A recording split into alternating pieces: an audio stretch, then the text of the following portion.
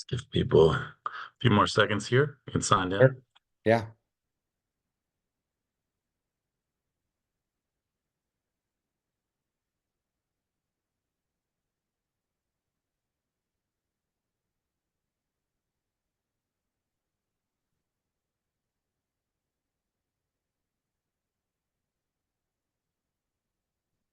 All right. Good evening, everyone, and welcome to tonight's Men's Health webinar. Tonight, we have the privilege of hearing from Dr. Bryan Voelzke. He's a urologist, a men's health specialist, and a passionate educator. He's going to cover the signs, symptoms, and treatment options for erectile dysfunction and male stress urinary incontinence. We encourage you to ask questions anytime during the presentation. If you'd like to do that, please tap the screen of your mobile device, move your mouse on your laptop or desktop.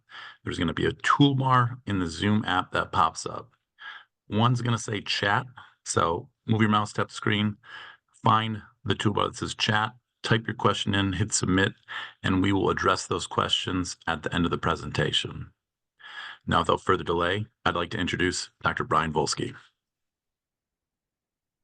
Hi. First of all, thanks for everybody for logging in tonight to listen to me talk about these two important male health issues, erectile dysfunction and stress incontinence. It means a lot to be able to talk to you about this. Hopefully, I'll be able to shed some information about these two topics. Obviously, feel free to ask questions. I'll try to sort of keep it brief, but I do want to provide a somewhat complete review of this. I know everybody has, or the people listening may have no idea of about any of these topics, and this could be really educational, or there's probably going to be patients who have read a lot online and have a fairly strong educational background. So I'll try to keep it broad for the audience, but I'm always happy to answer questions at the end. So with that, we'll get started. This is just a little bit about me. I've been in Spokane for about 5 years. I was in Seattle for 10 years at the University of Washington. Our practice has 10 providers. We provide medical care for the Spokane, but it really feels like the inland Northwest. We get patients coming from Montana, Idaho, Northern Oregon, all throughout Washington. I'll occasionally get patients from Alaska. That's unusual, but we do provide fairly comprehensive care for not having an academic center in our town. My practice is pretty broad. I don't just do prosthetics, which would be for stress incontinence and erectile dysfunction, but also treat patients with urethral strictures, penile curvature, and then any sort of injury to the urinary tract from the kidney down to the ureter to the urethra, scrotum, testicles. So fairly broad. So we'll start off with erectile dysfunction, also abbreviated ED. So you'll see that throughout the talk. Erectile dysfunction is simply defined as a persistent inability to achieve or maintain an erection long enough to perform sexual intercourse. I was surprised to see that 1 in 5 men age 20 and older can suffer from some degree of ED.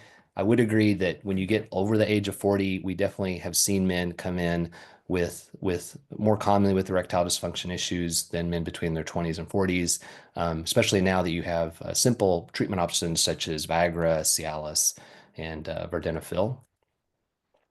To understand erectile dysfunction and the treatments, it's important to understand how an erection happens.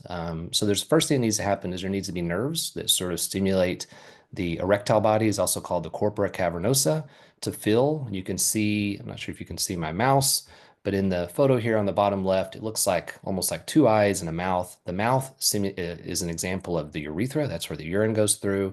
And then the two sort of cylinders above that, those are the erectile bodies. You've got one on the right, one on the left, and there's sort of a spongy network in the middle that fills with blood to get an erection. So with an erection, you have to have nerves that stimulate the smooth muscles to sort of relax, and that acts as sort of the dam opening and letting blood flow into the penis. The penis then gets more erect, and then the penis will engorge and it'll lengthen with the erection, become more rigid.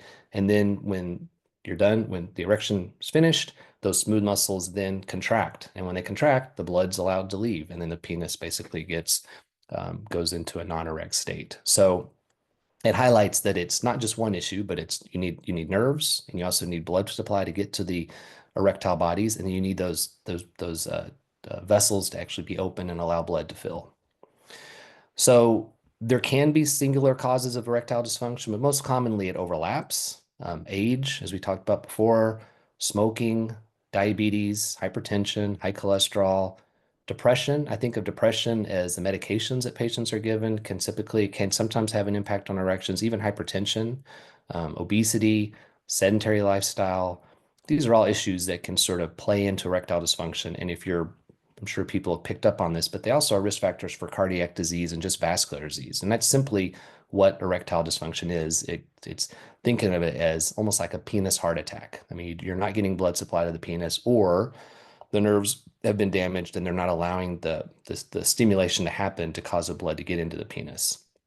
Most commonly, this affects patients, you can see in the pie chart on the right, diabetics and patients with vascular disease are the most common, but there's also less common etiologies. Regarding diabetes, we know that it can be fairly common with patients with erectile dysfunction. About half the men will have some degree of erectile dysfunction.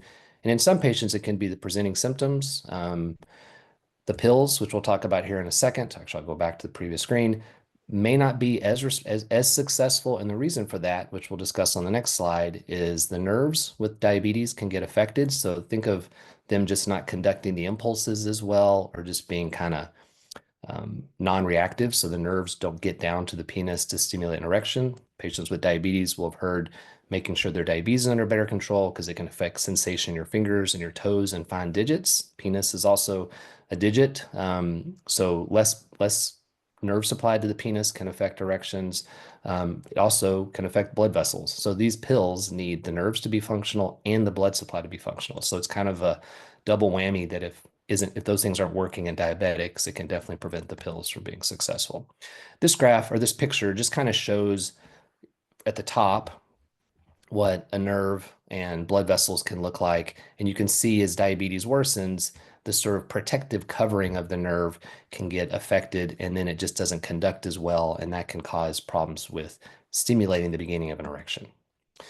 So other things that if you have diabetes, typically it can affect men in older age. It also can, so if you're older, you've also got some vascular issues going on top of the diabetes that can affect things. And then how long you've had diabetes can have an impact because that's longer impact that it could have negatively affected the nerves and blood vessels. If you've had a history of poor blood sugar control, that causes damage to the nerves that may not recover. And then also you have vascular disease and heart disease that goes with diabetes, which affects these smaller blood vessels.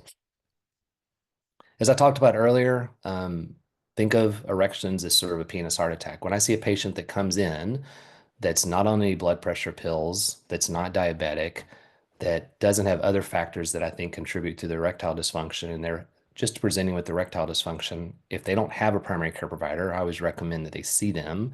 If I'm concerned, I might actually have them send off like a lipid profile from our office, recommend they get blood pressure checks because that could be the first indication of some sort of heart disease, especially if there's a family history of heart disease. So I do recommend seeing your primary care provider, making sure that there's no other cardiac risk factors if you are presenting with erectile dysfunction, just to be sure there's nothing else going on in the background. This is not a simulation of size, but the different red circles just show the size of the artery. So the first one is the penile artery. So that's the blood that gets into the penis to help you to get an erection. And then you got the main artery supplying the blood to the heart. That's bigger. And then the carotid artery, which provides the blood supply up to the neck. If it's affected, it could cause a stroke. And then the femoral artery, which is a blood supply down to the legs. And you can see those arteries are much bigger than the arteries supplying the penis. So it sort of highlights, if you've got problems with these smaller vessels, over time, the bigger vessels could also be affected. So it just kind of highlights the fact that it's not just a singular issue with erectile dysfunction, but you need to be thinking about your global health. As far as prostate cancer, this just shows what happens before the prostate's removed and after. I like this picture that was supplied by Boston Scientific, but it shows here you basically have the bladder, you have the pubic bone in front, and then you have the prostate with this blue circle, and then you got the urethra going through. Think of the prostate like a donut, and you're just urinating through that donut, but the actual donut part, that's the prostate, and that's what's coming out. Once they take the prostate out, they got to sew the bladder back to the urethra. And that can result in some loss of penile length, especially if you have a larger prostate. It can also cause potentially scar tissue when they sew the urethra back together. It can cause some damage to the nerves because they want to sort of tease those nerves off that run alongside the prostate that could cause nerve injury to affect erections. So these are things, and then it can also cause some urinary control issues, which we'll get to in a second. This next slide just highlights people hear about a nerve-sparing prostatectomy for prostate cancer. We're trying to sort of dissect those nerves away from the prostate, but just dissecting the nerves away doesn't guarantee the nerves aren't going to be affected. There can be some damage to the nerves. It can sometimes take up to a year. During that time, it's a good idea to think about or to have your urologist get you involved if you can with medications or some sort of treatment, pills or an injection to kind of help with erections. There's some loose data that shows that being active about trying to recover your erections, even if it's through pharmacologic methods, can maybe help speed up recovery of erections. After prostate cancer treatment, these percentages are pretty varied. 25 to 50, 25 to 75% of men may have some degree of erectile dysfunction. It can improve during the first year. Even with robotic surgery, erectile dysfunction can happen. It's important. I mean, it's obviously important to make sure the cancer has been treated, but to also talk to your urologist about other things that may be impacting you. And sometimes it's so important to get focused on your PSA value, making sure it's undetectable. But it's also not important to forget about the erections, especially as it can impact kind of your global sensation of kind of how you do after surgery. So trying to get you back to feeling like you're where you were before surgery is important.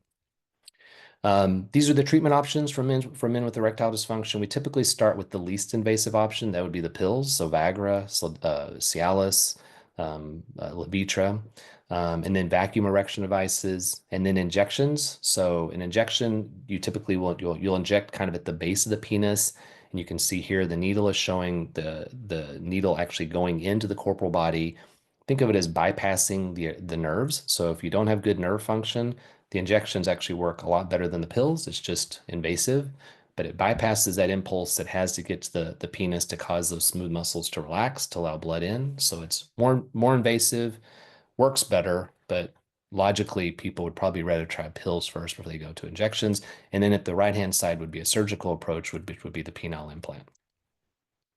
So the pills have been out. I think 1996 was when I started my medical school, and I remember that was around the time that Viagra came on the market. So they've been out for quite a while. Potential side effects, uncommon, but can happen. I see it more typically in Viagra than Cialis, which is sildenafil Viagra, and then tadalafil Cialis. But headache, facial flushing, maybe an upset stomach, maybe a little bit of gastric reflux. Some guys will say they feel like sort of like dyspepsia or reflux that can happen. Those are some side effects that can occur. My practice have typically seen that with Viagra. So if that happens, I don't say this is a failure. Let's move on to the next treatment. We can sometimes just pivot to Cialis, and patients will get some lower side effects with that. If you do have a history of being on nitrates or chest pain with exertion, it's always a good idea to talk to your cardiologist or primary care doctor before you start this medication. Vacuum erection device can be used with Viagra or Cialis. This is a pump, and it basically just creates negative pressure to sort of pull blood into the erectile bodies. And then there's a constriction band. Let's think of it like a rubber band that sits on the base of the penis. You then take the pump off. So now you have this band over the base of the penis. It's trapping blood in the penis to help maintain your erection. Not a great long-term option for patients, as you can probably surmise just thinking about this. It can cause some discomfort and pain for prolonged periods of time. It may cause some coldness to the penis and numbness. During ejaculation, sometimes patients will feel that ejaculatory fluid move through the urethra and just hit that constriction band, which can cause some discomfort. Definitely can be used, and I do recommend when I do patients with penile implants, if they're not getting great erections, to try to either take pills if they, well, maybe not take pills because those have probably failed, but try the vacuum erection device, even try the injections, which we'll talk about later, to try to get as much sort of blood flow in the penis to try to stretch the penis out before an implant so we can get a bigger cylinder in. So I do use the vacuum erection device, but it tends to be kind of as a tool before the implant surgery to try to maximize blood flow so we can get a better cylinder in. Injections, I typically see this working best in patients with diabetes that already inject themselves, maybe with insulin. They're used to using this needle. It's a diabetic needle, about 25 or 26 gauge. You inject into the penis. The difference with the pills, like Viagra and Cialis, is when you take those pills, you have to be stimulated. So, you have to have some sort of stimulation by touch or visual stimulation, and then that'll stimulate the erection because you need the nerves to go then to the penis to create the blood flow to get an erection. With the injections, I tell patients you can sit and watch paint dry on the wall and inject your penis, and you will get an erection. You do not have to be stimulated. It's an immediate erection. It bypasses the nerves and just brings blood into the penis, and you get an erection. So, works great for patients with spinal cord injury. Also, is a good option for patients with diabetes where the pills don't work. The downside of this is it can cause some pain, and you have two corpora. So I tell patients, hopefully you can see me on the screen here, but I have them inject kind of at the right side and then the left side. So think of like 10 and 2 o'clock if it's a clock. You don't want to always inject at your favorite site because that can cause some scar tissue. It could cause some curvature of the penis. Um, Downsides, I mean, the injections are great. You don't have to use it as a ladder. If you fail the pills, you can definitely bypass this. There's patients that find the needles to be kind of anxiety provoking, and I hear comments of it kind of ruins the desire to want to have sex. It's kind of a libido killer to have to put an injection into your penis. But for other patients, it works great. I do tell patients that one of the downsides is the fact these medications have to be left in the freezer, so it's hard to travel. So if you're going on vacation, you want to be sexually intimate on the vacation, it can be hard to take these medications unless you're using something like Caberject, which is getting harder and harder to get. That can just be brought around and traveled with without freezer. But most patients are on some sort of version of 2 or 3 of these medications called Bimix or Trimix, and those do have to be kept in the freezer. Finally, the implant. This is a surgical procedure. I'm not going to read this entire screen here, but basically what it's saying is that the device is inside your body.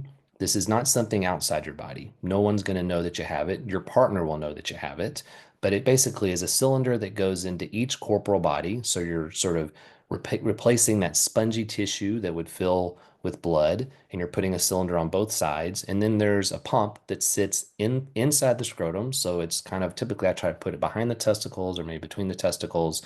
And it's a pump that you squeeze. There'll be a little video here in a second. And as you squeeze the pump, saline goes from this reservoir, which sits kind of up behind the pubic bone, and sort of cycles into the pump. And it typically takes early on maybe 5 or 6 pumps, but as you sort of cycle, meaning inflate, deflate, most patients are somewhere between like 15 and 20 pumps to get the penis erect. Advantages of this is you can use it anytime. You control how long the erection lasts. Sensation is preserved. You can, if you were able to orgasm and ejaculate before, that won't be affected by the implant. Um, Risks, infection rates are fairly low now that these devices are drug coated, about 1 to 2%. The devices on average last about 10 years, and they can be replaced. A common question is, once this fails, am I done with this? Nope. I have some patients who, very young, had some sort of traumatic injury to their pelvis. 2 or 3 guys in particular that are on their 4th implant and they're in their 60s. So you can definitely have the device replaced, but we hope they typically last, anywhere between about 10 years or so. This just sort of slide just talks about the fact that the implant is coated with inhibizone, which is rifampin and minocycline. It has reduced the infection rates from I think like 2 to 3% down to about 1%. I like the Boston Scientific implant mainly because I feel that it feels mimics more of a normal feel when it's deflated. It's a little bit softer. The tips that sit in the head of the penis are also not as sharp. I found some patients have found that some of the other types of implants on the market can have a little bit more sharper feel. And when the penis is deflated, typically the penis will just look like a normal penis. You can't hide this from your spouse. If you get an implant, she's going to know that you have the penile implant. But it does work really well. The device has been in place, or it's been on the market for 50 years, so it has a good track record behind it. And yeah, so this next slide shows there's basically you've got the 3-piece, which is the cylinders that inflate. And then you've also got the reservoir that cycles with fluid, and then the control pump. On the left, it shows this MS pump, which is the pump that's been around for a couple of decades now. And then the most recent pump that just came on the market is called the Tenaccio pump. I like I put one of these Tenaccio pumps in one of my patients about a week ago.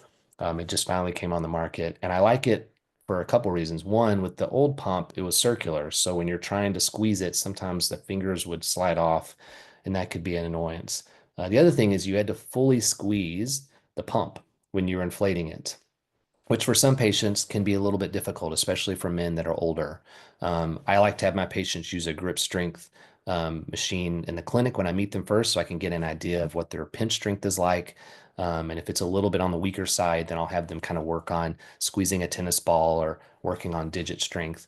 The advantage of the Tenaccio pump is you don't have to fully squeeze it. You can almost do kind of we call flutter pumping, where you're just doing small pumps and it'll get fluid into the implant a lot better. So I plan on using this a lot more, almost exclusively moving forward, because I do think for some patients that's going to make, or for a lot of patients, it's going to make it a lot easier knowing that they can just inflate the device without having to worry about fully squeezing the device.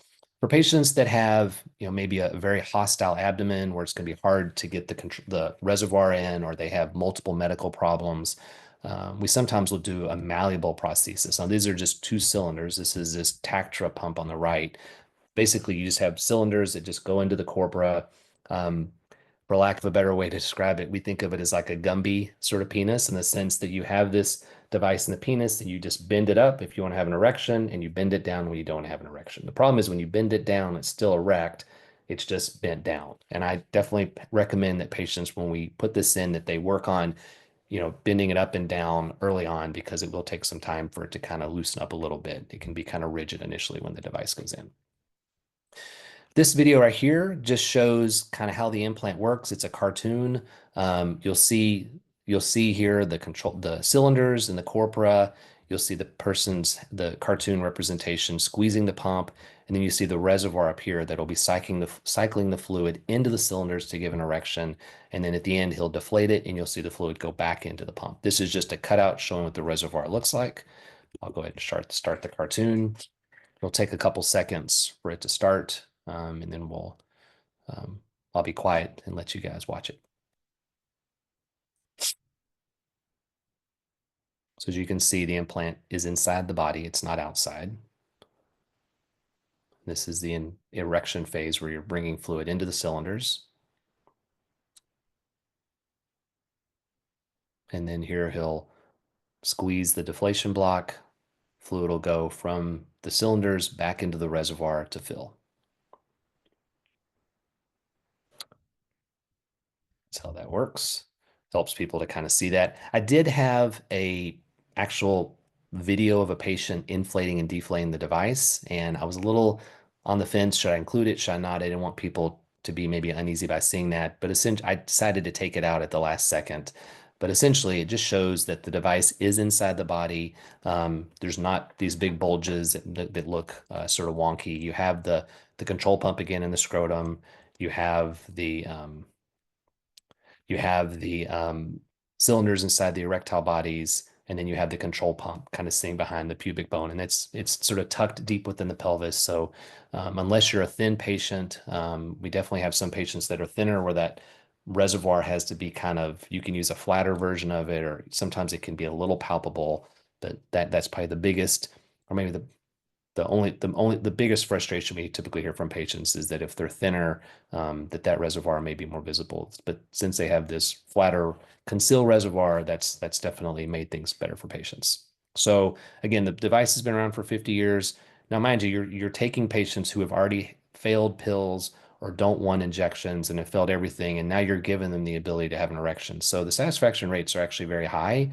90th percentile for satisfaction with intercourse, recommending it to a friend. Of course, these patients would be thrilled to go back to being able to have an erection without the need for an implant, but once they get to the implant and needing it, you can see the satisfaction rates are high. I'll just kind of outline, you can read the slide, but I don't want you to feel like you need to read it. This is just a kind of reminder for me to tell you how it works in my practice. Typically, this is an outpatient procedure. You come in the morning of, we do the procedure. It takes maybe a little bit, about an hour or so. I leave a compressive wrap around the penis. I leave a Foley catheter in the urethra. That's just a urine catheter that allows the urine to drain. And then I leave a drain in the scrotum. I leave the Foley because we have this wrap on the penis and it can sometimes be difficult to urinate. So that catheter, we use a really small catheter, just allows the bladder to drain. You go home, see me again the next day, or the PA that I work with, and we take the drain out, we take the wrap off, we take the Foley out. See the patients back at 2 weeks. We'll leave the device about 20% inflated for those first 2 weeks, and that just keeps those cylinders seated in the erectile bodies so that when we do deflate it, there's no scar tissue affecting your ability to use the device in the future. But at two weeks, we deflate the device, and then about half the patients are able to use the device that day, meaning we can get them to learn how to cycle, meaning inflate, deflate. The other half need about 2 more weeks to kind of recover. Once they're able to inflate, deflate the device, I give them some homework. The first week, just work on turning it off and on, do it a couple times a day. The second week, inflate up for up to 5 minutes maximum ability twice a day. And then weeks 3 and 4, do it for up to 20 minutes. And then after those 4 weeks, you can use a device. So on average, anywhere between I know it says 4 to 6 weeks, but in my practice, it's about 6 to 8 weeks before patients are able to use a device. Oh, one other thing, it's completely safe to go through an airport scanner and you can have the implant in and get an MRI done. Commercial insurers should cover the penile implant. It's something we would always check in our office to make sure you're pre-approved before going back to the operating room. And there's other options we could talk about. If you're not approved, sometimes it can mean switching insurance plans, but most of the major insurances, even Medicare, will cover the implant. We talked about risks with the surgery. I will say just realistic expectations. So when patients come to see me, I tell them, we're not going to get you back to like that 20-year-old or 30-year-old erection. With the implant, what we can only do is we can work with the length of the penis. So I typically will stretch the penis out and say, this is the length that we can get with the implant. There are some things we can do to game the system. That's where the vacuum erection device can be helpful to kind of sort of create an erection, get more blood into the penis, hopefully stretch the penis out. So when we put the cylinders in, we can get a sort of a longer cylinder that would be happier for the patient.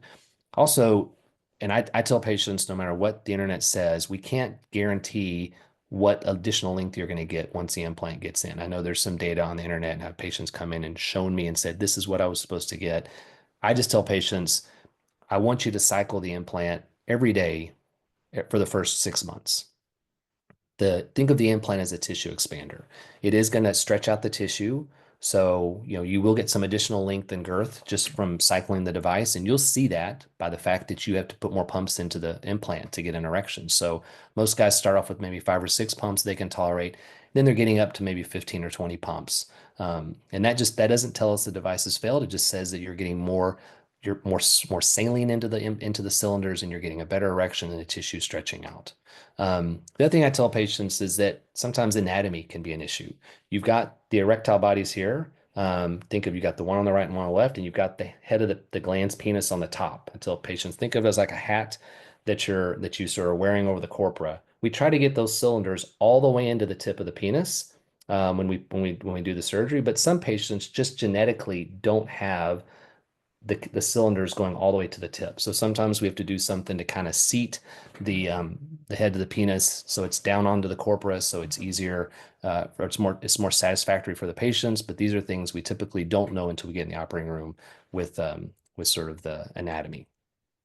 So one last thing I would recommend before we switch to stress incontinence is there's a great website called edcure.com. It's part of Boston Scientific.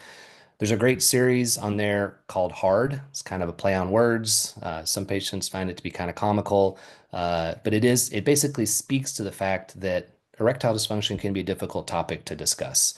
I've seen men come in my practice who have had their prostate cancer surgery done. They've now cured from their prostate cancer. They may or may not even be married, but they're not getting an erection and they just feel like less of a man.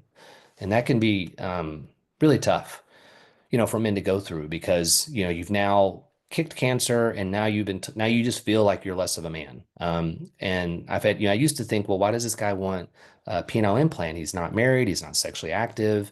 But after talking to patients over the last 15 years and just hearing them talk, kind of explain their reasons, doing an implant is nothing to be embarrassed about. It doesn't say I mean, I saw a patient a couple weeks ago in my practice, who needed a revision of his implant, and he was in his 80s, was on the fence about whether he wanted to do it again or not, wanted to do it, but just felt like if he did it, that it was something, there was like a cultural faux pas for doing that, that there was something wrong with him for wanting to be able to get an erection, be intimate with his wife. And there's nothing wrong with that. I mean, that's just part of wanting to be intimate with your spouse or your partner. And that's where this implant can help a lot of people out and kind of get them back in the game, get their confidence back, help them to feel more like a man. And it's just a great device to have. Obviously, we want people to do well on their own. And if the pills and or the shots don't work, then the surgery can be something that's a nice tool to use for patients. So we'll move on to stress incontinence. One thing that I've found that's helpful for these talks when I've given them in the past is just to explain the different types of incontinence. And incontinence is just a fancy medical word for urinary leakage.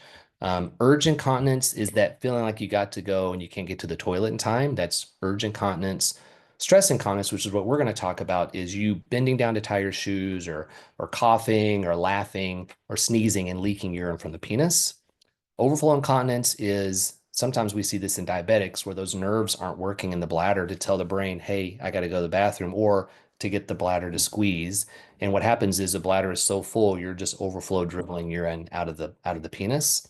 And then functional incontinence typically happens in older patients or patients that have limited mobility where they can pee on their own. They just can't get to the toilet in time, so they leak before they get to the toilet. And this just shows that there's can definitely be an overlap. Patients with stress incontinence definitely are the minority. Most commonly, patients have urge incontinence, but they can overlap where you can have stress and urge. So just some anatomy. We talked about erections. Now to talk about the urination. You have the bladder here. You can see this on the screen. It's this sort of spherical structure. Below the bladder, you have the prostate, and you have the internal sphincter, which is under your brain's control. You got the external sphincter, which is, women know these as Kegel exercises, or men hear them as Kegel exercises. This is skeletal muscle that you can volitionally control. And then the urine tube goes through the urethra. So during urination, that sphincter muscle relaxes, the bladder contracts, the urine comes out, you urinate, and then the muscle sphincter goes back to being in a contraction phase. So in women, this typically happens after vaginal childbirth. That's a big reason for stress incontinence. In men, we typically see it after surgery, either radical prostate surgery, sometimes surgery for an enlarged prostate or benign prostatic hypertrophy. Also can occur after radiation, and then we rarely, but sometimes can see it following trauma, where that muscle sphincter is damaged. So regarding prostate cancer, roughly 90,000 prostatectomies are performed each year in the United States. So large number of radical prostatectomies. The incidence of stress incontinence can vary. So anywhere I've seen numbers between 5 and 15%. So it's a big number of men that can have stress incontinence. And we'll talk about obviously the treatments here in a second.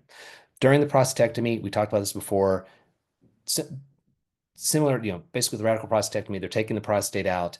They're sewing the bladder back to the urethra, but when the prostatectomy happens, that the smooth muscle at the top of the bladder up here, that's sort of injured or part of the prostatectomy. So it leaves you with the external sphincter, which is below. And having good tone in that muscle sphincter can help maintain your continence, maintain your dryness. But if that external sphincter is damaged because of the prostatectomy surgery, that can lead to stress incontinence. So treatment options, behavioral things is just trying to maybe spread out your fluid intake during the day. Don't sort of power down, couple, 32 ounces of water at the end of the day to meet your hydration goal, because then you're going to be peeing a lot. So try to spread it out throughout the day. Try to time your bathroom breaks. Some patients will put reminders on their phone or their watch telling them every 2 hours to go to the bathroom so they don't get to full capacity and then potentially have the increased chance of leaking. We'll talk about pelvic floor physical therapy. And then there's ways you can deal with the leakage: pads, diaper, catheters, and penile clamps. This slide just talks about pelvic floor physical therapy. It's a use it or lose it thing. The external muscle sphincter is skeletal muscle. So if you're not working on improving that tone, and there's some men that just don't have great external sphincter tone, they get the prostate out after surgery and they realize with that weak tone that they leak. So there has been some good data showing that working on pelvic floor physical therapy like Kegel exercises before your radical prostatectomy surgery can have a positive impact on reducing the amount of leakage. And even after surgery, doing it afterwards can have a positive impact.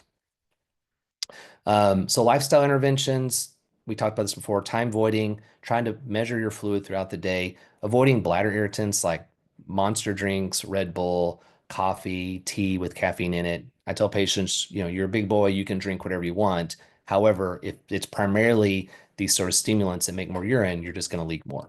And then trying something when you combine with pelvic floor physical therapy with these bladder control strategies like spreading out your fluids, avoiding high caffeine products, there can be some improvement in urinary leakage.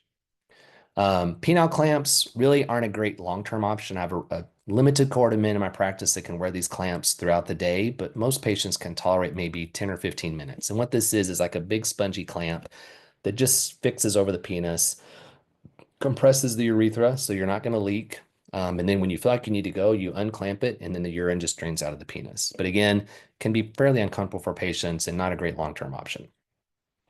We're getting towards the end of the talk, so everybody that's sort of still paying attention, I appreciate it, but just to let you know kind of where we're at. But this slide shows the two surgical approaches. There's the Advance XP Mel Sling, and then there's the AMS 800, which is the shorter name for the artificial urinary sphincter. And they're not the same procedures. The sling is for patients with lower degrees of leakage, and the sphincter is for patients with higher degrees of leakage. What I do in my practice when patients come in is I try to have them do a pad weight test. So they'll maybe, if they're leaking into pads, which typically they are with the leakage, they're using either a shield device or incontinence underwear, is I have them weigh that device, whatever pad they're using to get its dry weight. And then I have them measure it when it's wet, and then subtract the dry weight from the wet weight, and then measure over a 24-hour period what their pad weight test is, or what their pads are accumulated. So if it's 100 to 200 grams, I would call that mild incontinence, moderate 200 to 400 grams over 24 hours, and then greater than 400 grams is severe. And when you lay it out like this, it's a pretty good way to figure out which procedure, which surgical approach would work best for patients. And I like the pad weight test because some patients will have the pad just be a little wet and change it and come in and say they're going through 10 pads a day. But when you actually do the pad weight test, it's not as much as they think it is. And then some guys that'll wear these pads until they're just dripping and they're soaked and will underestimate their pad weight. So I like the pad weight test. The XP sling or the Advance XP sling, think of this as a hammock that's just supporting the urethra. So it repositions the urethra. So when you cough or sneeze, you've got that fixed backboard so the urine doesn't leak out through the penis. You have to have a functional urinary sphincter for this surgery to be successful. If your muscle sphincter is not working, then the sling is not going to be able to just compress the urethra to the point that you're going to be dry. So you have to have a functional muscle sphincter. The sling just kind of helps to support it. Again, this is for patients with lower mild to moderate degrees of incontinence. We talked about before, it acts as a hammock to support the urethra. Patients that aren't good candidates, patients that have had radiation, because that radiation just sort of fixes the pelvis, so the sling can't really get good compression.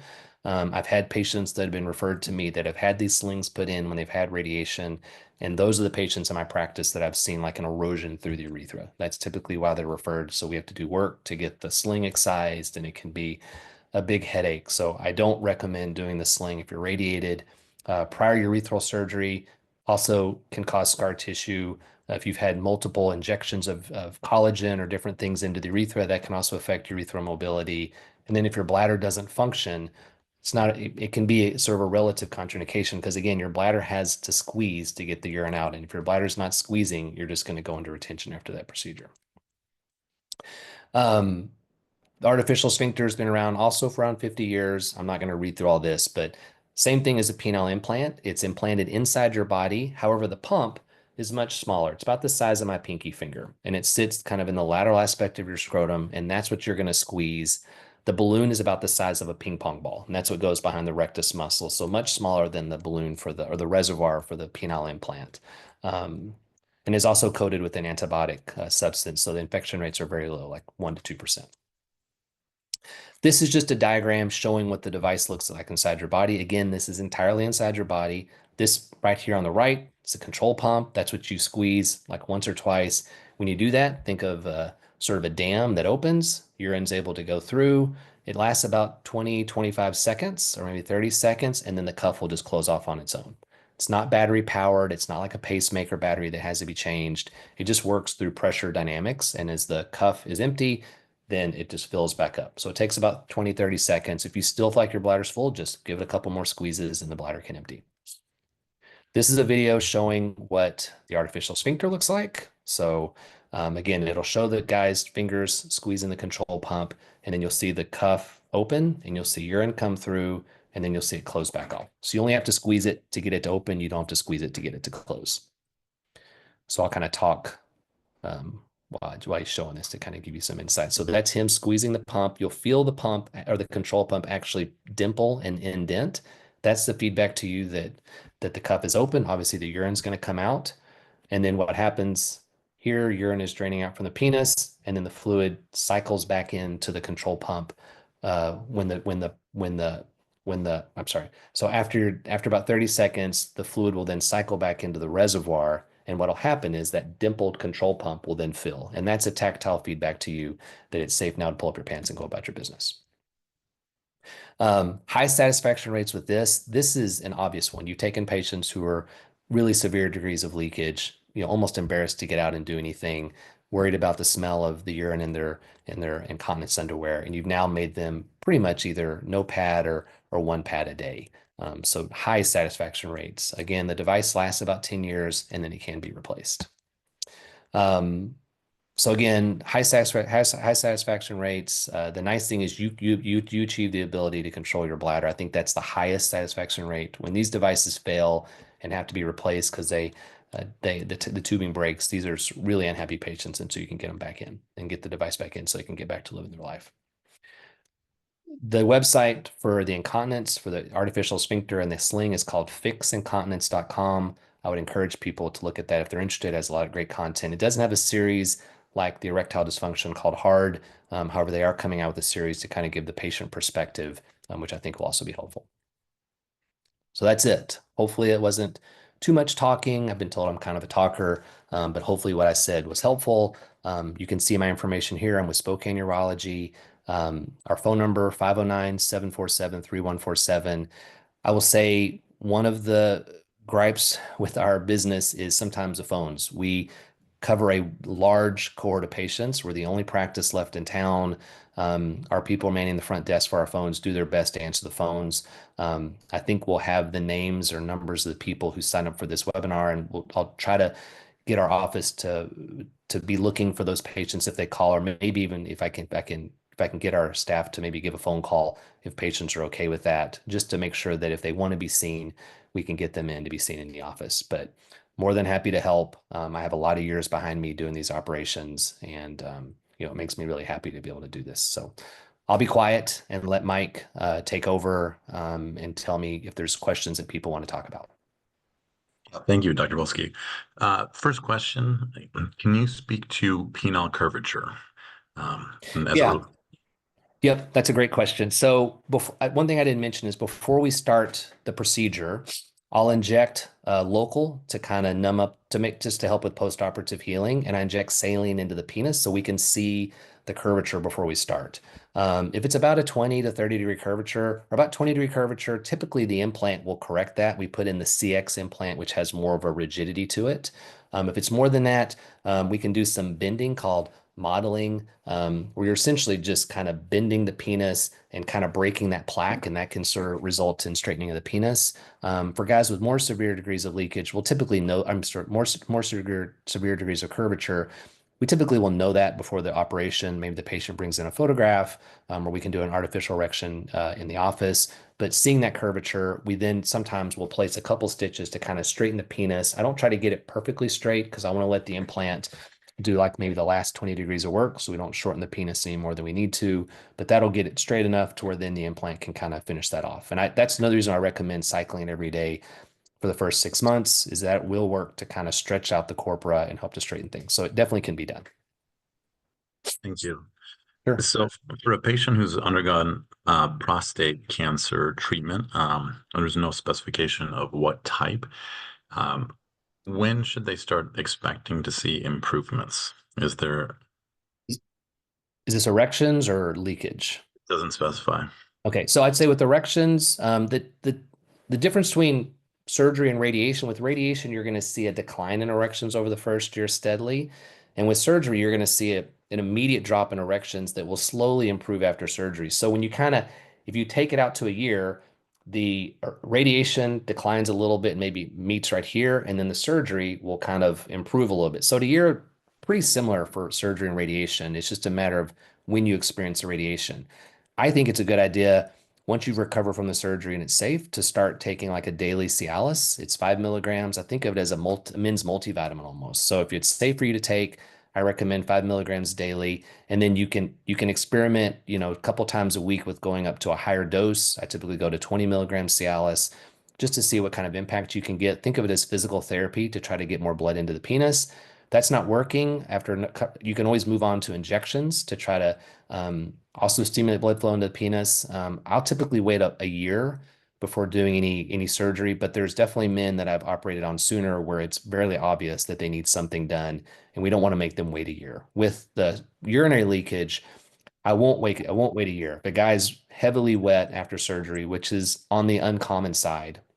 We know that if they do pelvic floor physical therapy, if they do Kegels, biofeedback, their improvement is still going to leave them with pretty severe incontinence, that they may go from severe to moderate, and they're still not going to be happy with that. So I've had some guys even at 6 months after surgery that I've done an artificial sphincter on. But I recommend patients to try to give it a year if they can, 6 months at a minimum, to see kind of where things go. And then obviously to be talking to your urologist, and sort of start planting that seed for kind of what they can be doing rather than just waiting. Thank you. Waiting meaning not doing anything like, obviously trying to do some sort of things while you're waiting for the erections or urinary leakage to improve. So as a follow-up to that, if somebody has both, they've got ED and incontinence, certain duration has passed, and Yeah. both persist, can somebody get both You implants? can. And I've done the combined surgery at the same time. I typically heavily caution the patients.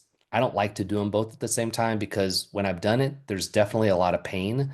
Or not a lot of pain, it's just discomfort. You're having the implant surgery done, you're having the artificial sphincter surgery done, and it's just a lot of things to deal with. So I've typically have tried to caution patients to do the artificial sphincter first, try to get their urinary control in better control, and then move on to the implant. If I have a patient who says, "Look, I don't want to wait. I want them both done at the same time," I'm always happy to do it, but I try to give that feedback based on what I've observed from patients, which is that almost always there's just a longer recovery. And I think separating them, in my opinion, when I've done that in the past, patients have just been happier. But I'm not a nihilist in saying I won't do that, but I try to caution against it.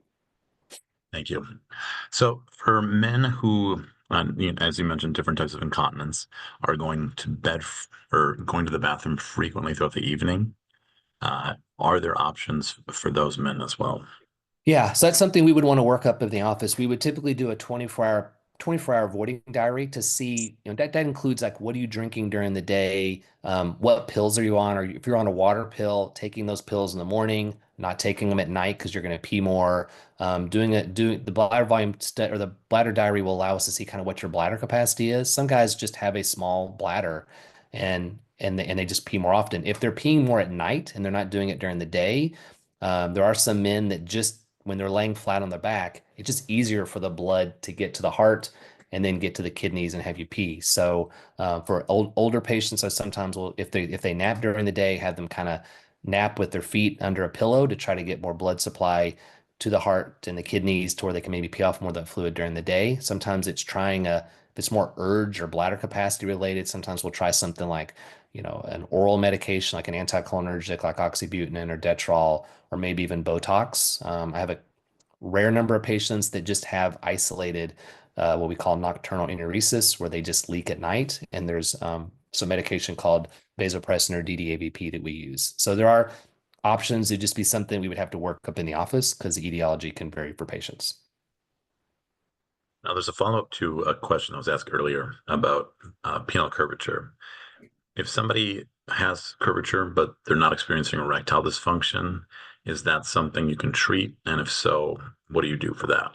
Yeah, so that would be a visit in the office. I mean, we would not want to put an implant in someone like that if they're having erections and they just have a curvature. So that would be, depending on the curvature, we can do a medication called Xiaflex that we inject into the corpora or into the plaque to soften the plaque. It has about a 60% success rate in men. It's typically the Xiaflex in combination with something called traction, and also doing some bending of the penis when you get an erection to sort of synergize with the Xiaflex.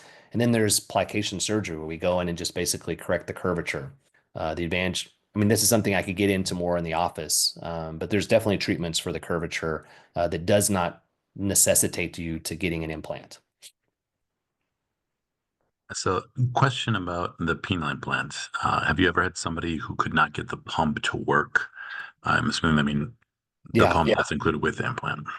Yeah, and I mean, I'd say you can correct me if I'm wrong, Mike, but I know there was this sticky pump situation probably about 4 or 5 years ago where there was patients after the implant that were coming in and just weren't able to get the pump would deflate, but it wouldn't reinflate. And that was a very unusual situation, not something that I'd really experienced with Boston Scientific before, but there was a small subset of patients, and we just had to take those patients back to the OR and replace the implant. That is not the norm at all, but that was an issue where it was quickly realized that that line of product that lot was taken off the market and this was fixed, and now we're doing great. I've had some issues where patients have maybe not use the implant for a significant period of time, like 5, 6 months, and then tried to inflate the device, and it just gets it just gets also sticky where it's hard to cycle. So sometimes that takes seeing us in the office to kind of rapid cycle it. There could be an air bubble trapped in there. It may just require some work to kind of get things moving again, and then we want patients to be